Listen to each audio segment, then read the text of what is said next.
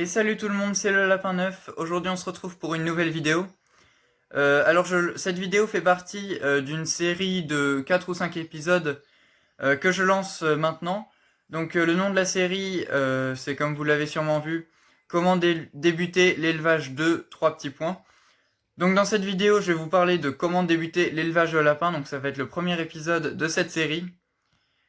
Je vais vous parler un petit peu de comment, où, comment, avec quoi, comment les nourrir, un petit peu aussi sur la reproduction.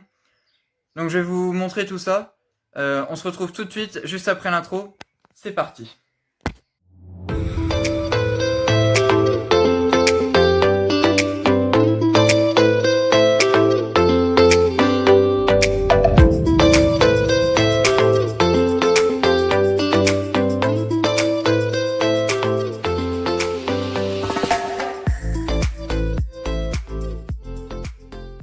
Alors ça y est, on est au clapier. Alors déjà pour commencer cette vidéo, on va se poser la question de pourquoi débuter un élevage de lapins. Pourquoi? Alors il y a plusieurs raisons. La première qui est ma raison, c'est une de mes raisons. Donc c'est l'élevage pour la viande. Élever vos lapins pour une production de viande. La seconde raison, ça peut être pour la peau, donc pour revendre la peau une fois, qui peut aller avec la production de viande.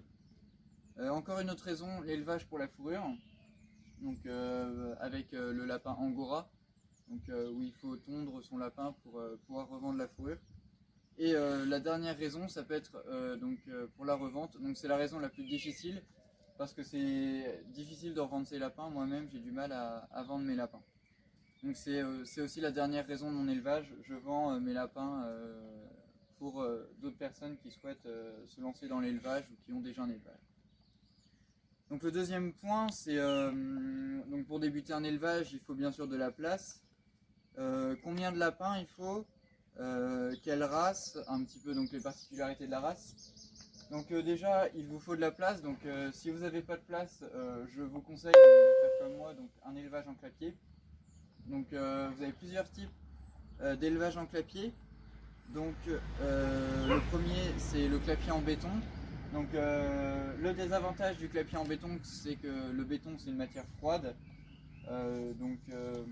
qui peut être assez froide en hiver, mais avec un bon lit de paille, vos lapins n'auront pas froid. L'avantage, c'est que ça se nettoie très facilement, vous pouvez passer un coup de jet d'eau dessus.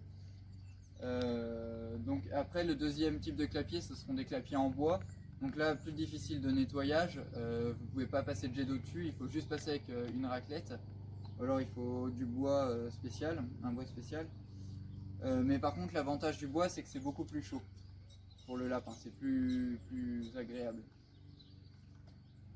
Donc après, au niveau de combien de lapins, pour débuter un élevage, je vous conseille de prendre 2 lapines et un lapin. Alors moi, sur mon élevage, j'ai actuellement 2 lapines et 2 lapins. Donc je pense que je vais enlever un lapin cette année ou l'année prochaine pour remplacer par une lapine.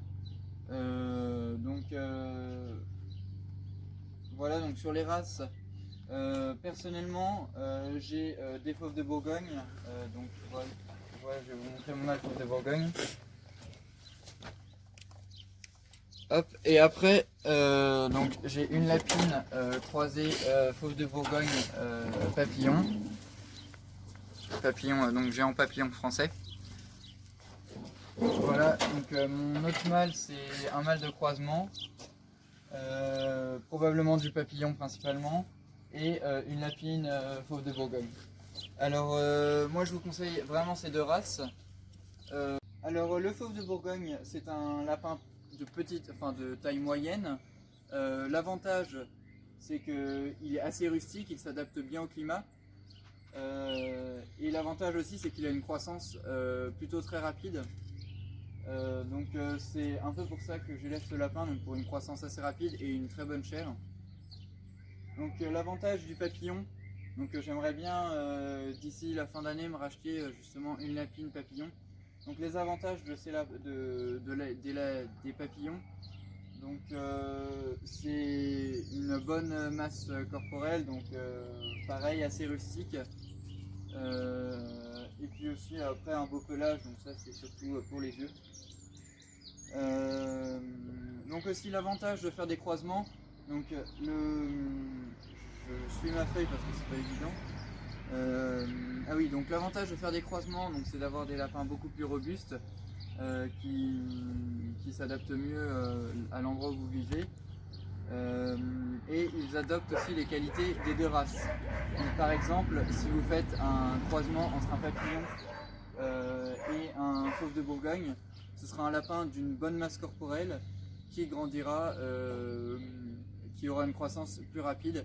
Donc après, la croissance sera moins rapide qu'un fauve de Bourgogne plus race, mais vous faites à peu près une moyenne des deux et vous aurez des lapins plus robustes et avec des bonnes qualités. Alors aussi par rapport au nombre de clapiers qu'il vous faudra, donc pour environ deux lapines et un lapin, je vous conseille d'avoir 12 clapiers, j'en ai bien, oui 12 clapiers.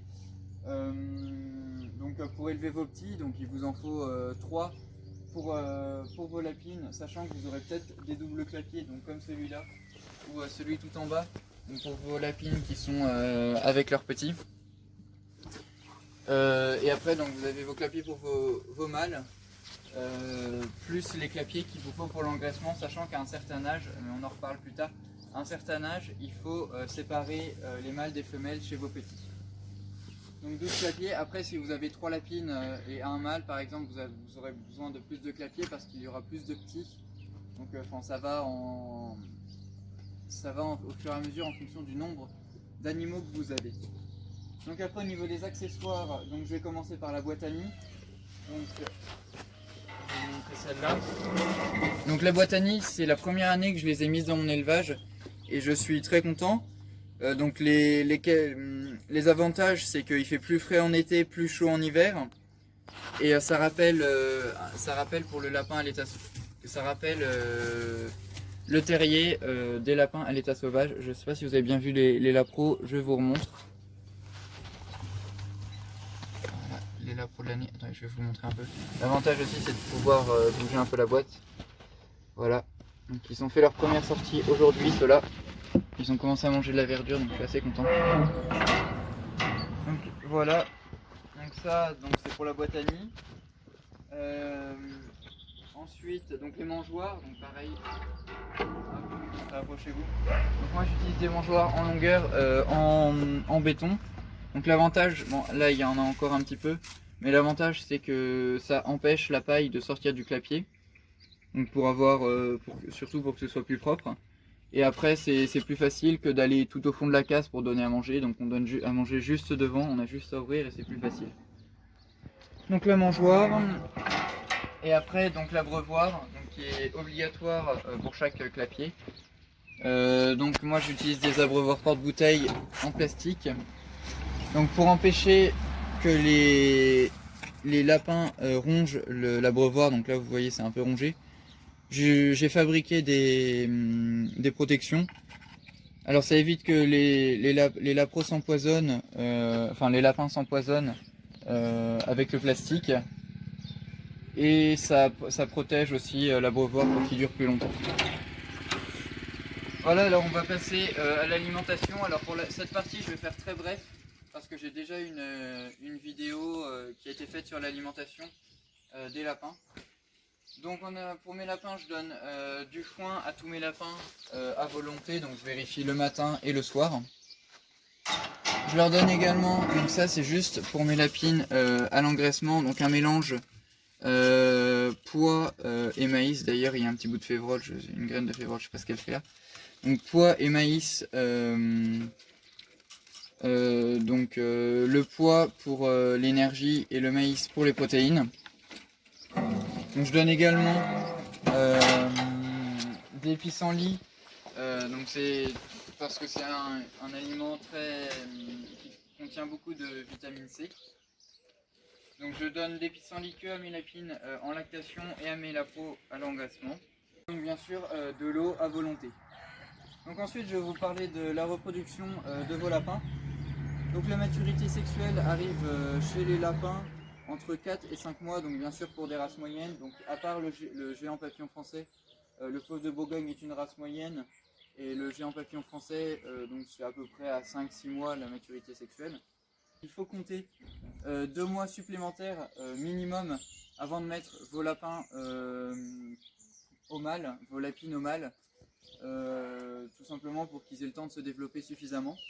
Donc ça fait 7 mois au minimum à partir de la naissance. Donc la saillie, donc moi je la fais durer 4 jours. Donc je mets toujours la lapine dans le clapier du mâle pour pas changer le mâle d'habitat. Donc pendant 4 jours, pour la seule raison que en fait chez la lapine l'ovulation se déclenche, une des raisons du déclenchement de l'ovulation c'est la présence du mâle dans le clapier. Donc 4 jours ça permet d'être sûr que l'ovulation ait bien eu lieu et que le mâle ait eu le temps de féconder la lapine. La gestation dure 1 mois chez les lapins, donc à plus ou moins moins 5 jours je pense et plus 2 semaines.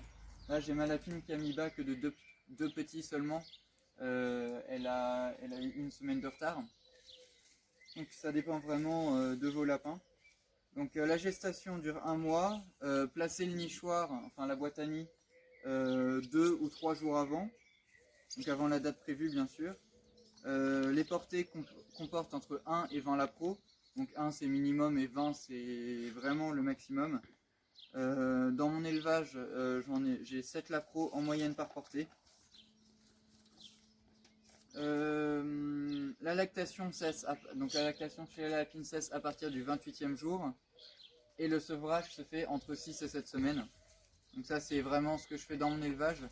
D'autres personnes peuvent vous dire de faire autrement, mais c'est vraiment ce que moi je fais. Donc vous devez séparer aussi vos lapros, les mâles des femelles à partir du moment où ils commencent peut-être à devenir un peu agressifs entre eux. Donc vous mettez les mâles d'un côté et les femelles de l'autre. Certainement une vidéo sexage pour montrer un peu comment on fait. Ensuite donc pour les maladies, alors il y en a beaucoup. Je suis pas vétérinaire donc je vais pas toutes vous les expliquer. D'ailleurs je vais vous en expliquer aucune. Voilà. Je vais juste vous expliquer un peu pour la purge. Donc je vous conseille de faire une purge de temps en temps pour vos lapins pour éviter les vers, les parasites et tout ce qui va avec. Donc moi j'utilise le soluvert de la ferme de Beaumont, donc c'est naturel et puis c'est plutôt efficace. Et en plus c'est facile d'utilisation, donc vous mettez dans l'eau de boisson et vous êtes sûr que vos lapins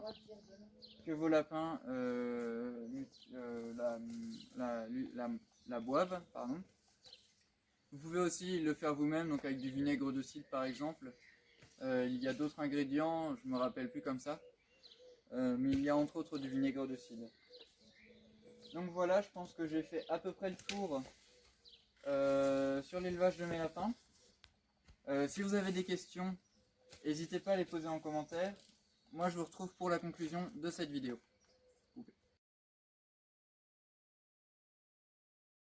Voilà, alors ça y est, on arrive déjà à la fin de notre vidéo. Donc je vous remercie de l'avoir visionné déjà.